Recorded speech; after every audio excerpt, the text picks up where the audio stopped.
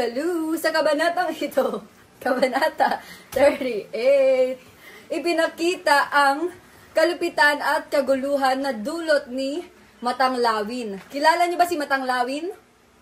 Hindi. Siya ang pinakakilalang, ang pinakakinakatakutang rebelde noon. Di ngayon, pero noon. Isang kilabot na pinuno ng mga tulisan sa Luzon, hindi Visayas o Mindanao, sa Luzon.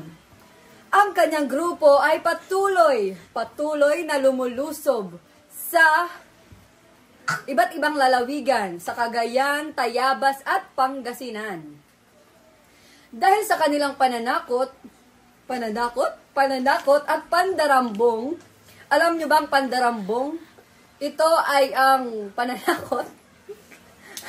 Maraming mamamayan ang nagdurusa dahil hindi lamang winasak ang mga ari-arian, kundi pinapatay rin ang mga opisyal sa gobyerno.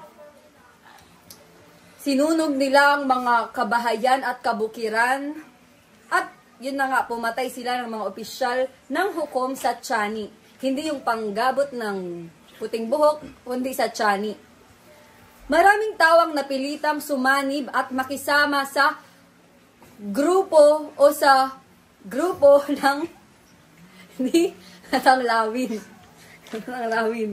Dahil sa matinding takot at kahirapang kanilang naranasan kay Matanglawin. Ang ilan ay pinatapon sa putikan. No? Sa putikan yung di ba, umuulan, tapos may maputik sa putikan at binugbog. Hindi binaril, ngunit binugbog. Dahil sa kanyang kalupitan, ay marami ang napilitang makibahagi, yun na nga, makibahagi ng pangkat ni Matanglawin.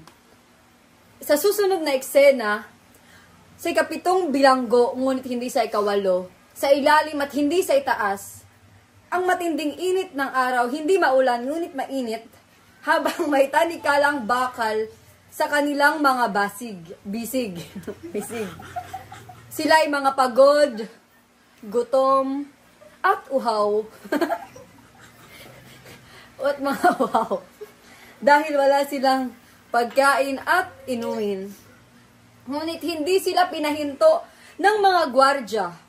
Hindi ang gwardya sa Jollibee, ngunit ang gwardya sibil.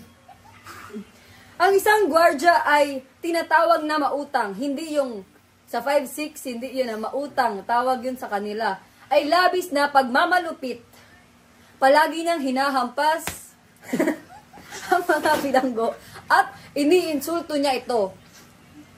Sa isang kawal, isang Carolinian, hindi Caroline na, ang Pasko, ngunit ang Carolinian, itong tawag sa mga hindi isang ayon sa ganitong pagmamaltrato. Opposite ba? Nakita niyang sugatan at hirap at patuloy na nahihirapan ang mga bilanggo sa kamay ni Matanglawin. Hindi nagustuhan ni Mautang ang pagsuway na ito, kung kaya't tila'y napaisip siya sa sinabi ni Carolinian. Ano ang sinabi ni Carolinian?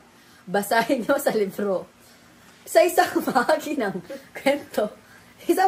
ng kwentong ito, nagkaroon ng sagupaan sa pagitan ng mga sundalo, hindi ng mga pulis, ngunit ng mga sundalo at mga rebelde sa isang bundok.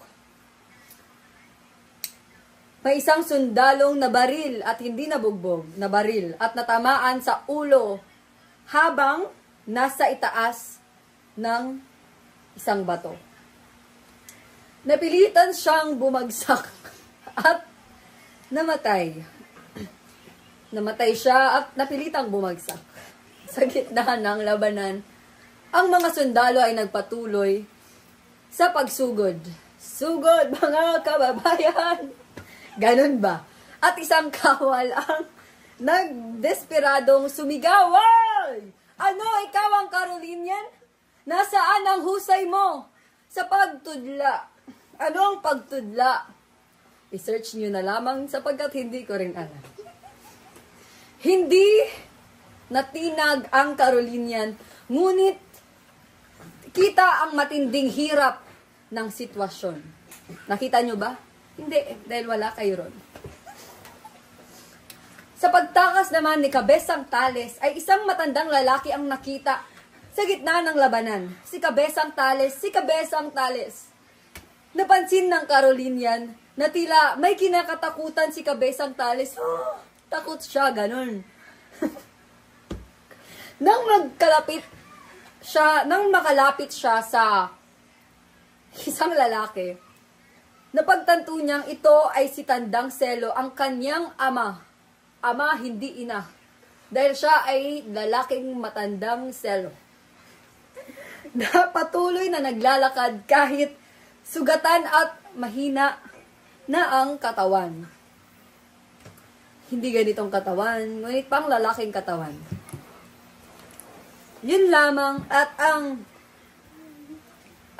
mensahe ng kwentong ito ay ang kawalan ng hustisya na ipinakita ang matinding pang-aapi sa mga bilanggo at kawalang katarungan sa kanilang kalagayan. Karahasan sa panahon ng digmaan. Walang pinipili sa digmaan. Kahit ang inosente ay nadadamay. Kaya kayo, huwag kayong ganon. Kung kayo'y magiging ganon, hindi ko kayo tatanggapin. At ang pagkakaiba ng mga ugali ng mga tao. May mga taong malupit, ngunit hindi naman masyado. May mga taong kagaya ni Mautang na ayaw sa mga ganitong katiwalian. At may mga taong nadadamay lamang at nagiging isa sa mga biktima ng kagaya ni Matang Lawin. Tulad ng Carolinian. Yun lamang po, kung hindi nyo naintindihan, basahin nyo na lamang sa libro. Hanggang sa muli, subscribe! Bye-bye!